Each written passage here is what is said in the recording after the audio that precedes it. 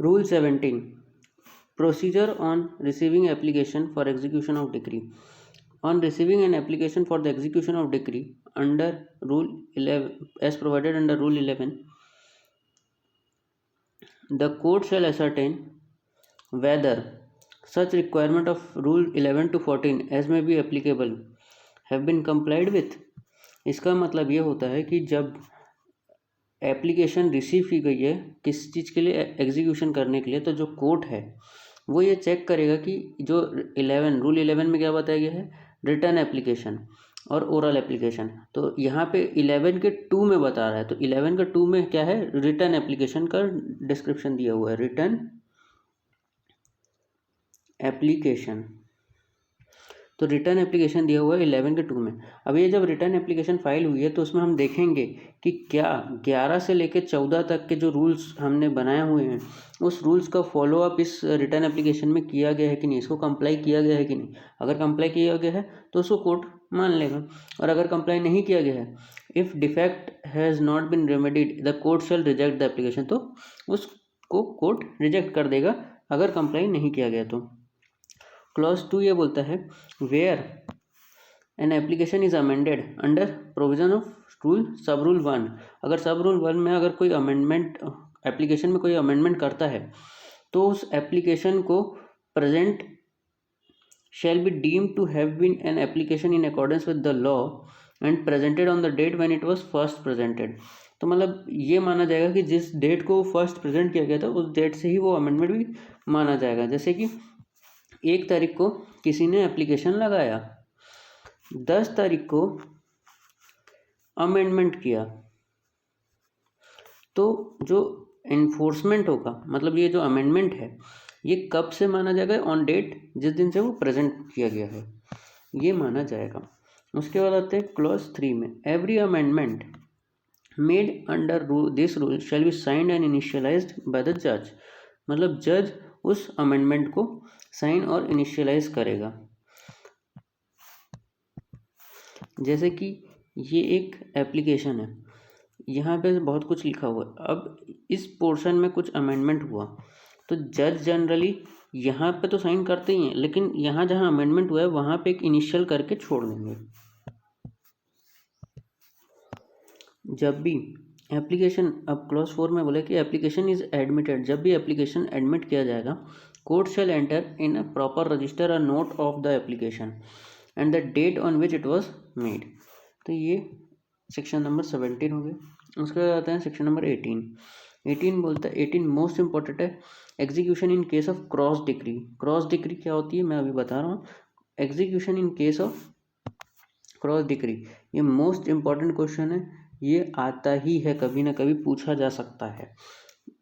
21 rule 18 एक important है, इसको हम पढ़ते हैं। Where the application are made to a court, application लगाया गया कोर्ट में, for the execution of cross decree in separate suit for the payment of two sum of money passed between the same parties and capable of execution at the same time by such court।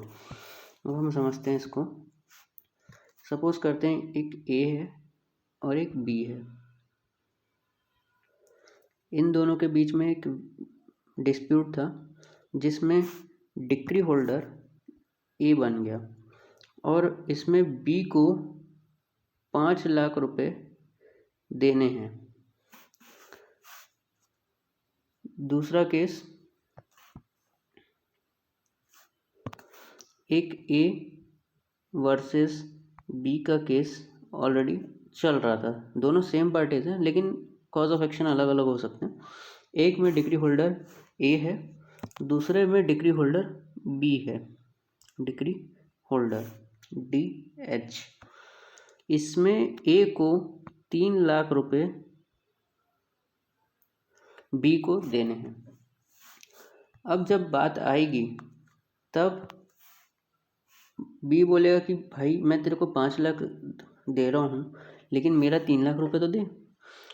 तो इसमें क्या होगा कि एक application लगाया जाएगा court में, कोई भी पार्टी इसको लगा सकती है, और ये बोला जाएगा कि जो सम अमाउंट है, जो बचा हुआ डिफरेंस अमाउंट है वो मैं दे दो, बात ख़त्म हो जाएगी। जैसे ए है, ए बोलेगा कि भाई मैं तेरे को मुझे तेरे से 5 लाख रुपए लेने हैं और मुझे तुझे 3 लाख रुपए देने हैं, तो 5 लाख माइनस 3 लाख, मतलब 5 माइनस 3, तो 2 लाख रुपीज़ मुझे दे दे, बात खत्म। ये होती है क्रॉस डिग्री। एक में ये डिग्री होल्डर है, एक में ये डिग्री होल्डर है। तो जब इस लार्जर सम है, इसका लार्जर सम है और इसका स्मॉलर है, तो जो बी है वो इसको 2 लाख रुपए देके ख़त्म हो जाएगा। ये दोनों सूट एक साथ ख़त्म हो जाएंगे, ये दोनों ही ख़त्म हो जाएंगे। बट अगर एक जो है इसमें 3 लाख रुपए कर दिया जाए और ये भी 3 लाख रुपए कर दिया जाए, तो क्या होगा? तो बोले कि दोनों का क्रॉस डिग्री है, तो दोनों का आप 0 कर दीजिए। तो मतलब ना किसी को कुछ देना है ना किसी से कुछ लेना है। ये हो गया ए वर्सेस बी का क्रॉस डिग्री का एग्जाम्पल। अब प्रोविजंस को पढ़ते हैं। प्रोविजंस में दिया हुआ है if two sum are equal, अगर दोनों सम इक्वल है, satisfaction shall be entered upon both decrees, दोनों के बीच में सेटिस्फेक्शन हो जाएगा। अगर two sums are unequal, execution, तब एग्जीक्यूशन होगा taken out only by the holder of the decree for the larger sum and for so much of only as remains after deducting the smaller sum। larger minus smaller करेंगे और satisfaction for the smaller sum shall be entered on the decree for the larger sum as may be satisfied on the decree of smaller sum। आगे ये दिया हुआ है the rule shall deem to apply where either party is an assignee of one decree and as well as in respect of judgment debts due by original assigner as in respect of judgment debts due by assignee himself। इसमें कुछ नहीं बोला, इतना बड़ा word लिखा है, बस ये है, इसको क्लियरली हम समझाते हैं।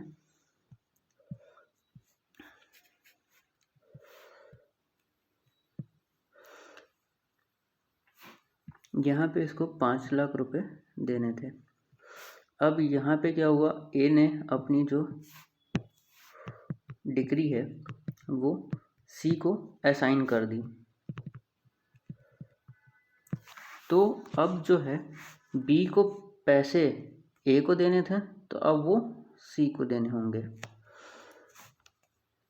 तो यहाँ पे जो ए का बचा हुआ 3 लाख था, ए तो अपना 3 लाख देता ही, तो ये इसने जब डेब्ट्स को भी अगर असाइन कर दिया है तो सिर्फ और सिर्फ बी सी को 2 ही लाख रुपए देगा, और अगर डेब्ट को असाइन नहीं किया है तो पूरा 5 लाख रुपए सी को दिया जाएगा।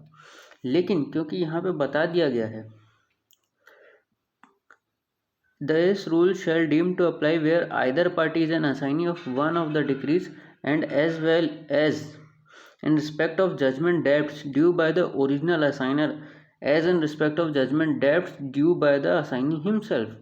मतलब अगर ए सोचे कि मैं अपना डिग्री होल्डर जिसमें हूँ मैं उसको असाइन कर दूंगा, तो नहीं, इसको ये जिसमें वो जजमेंट डेप्टर है उसको भी वो असाइन करना होगा, तब कहीं जाके ये क्लॉज अप्लाई होगा क्रॉस डिग्री का। क्रॉस डिग्री का एग्जाम्पल ही मतलब बनाए हैं इसीलिए गया कि आपका जो सम अमाउंट है वो कैंसल आउट हो सके। तो जब आप असाइनी को असाइन कर रहे हो अपना डिग्री, तब आपको अपना डेप्ट को भी असाइन करना होगा। अब हम इसके इलस्ट्रेशन देखते हैं। ए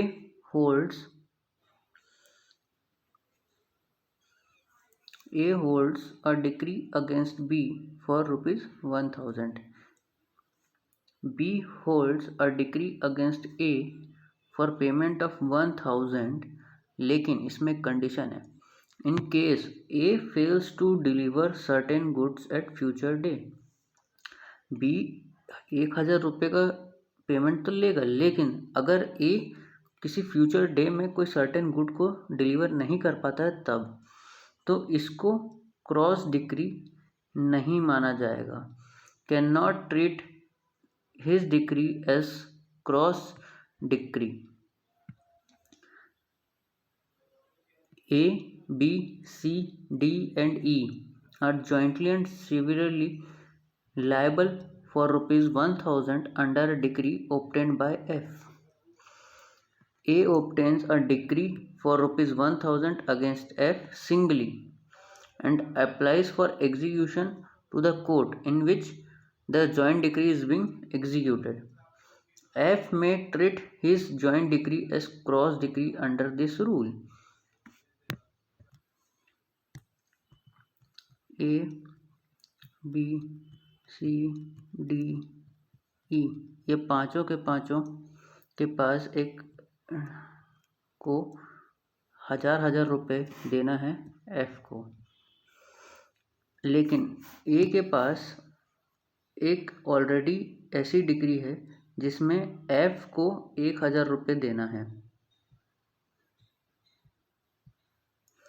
और इनमें सबको 1000 रुपये देना है। तो जो ये वाला पोर्शन है जिसमें इसको 1000 रुपये देना भी है और 1000 रुपये लेना भी है, तो ये जो है वो कहलाएगी क्रॉस डिक्री।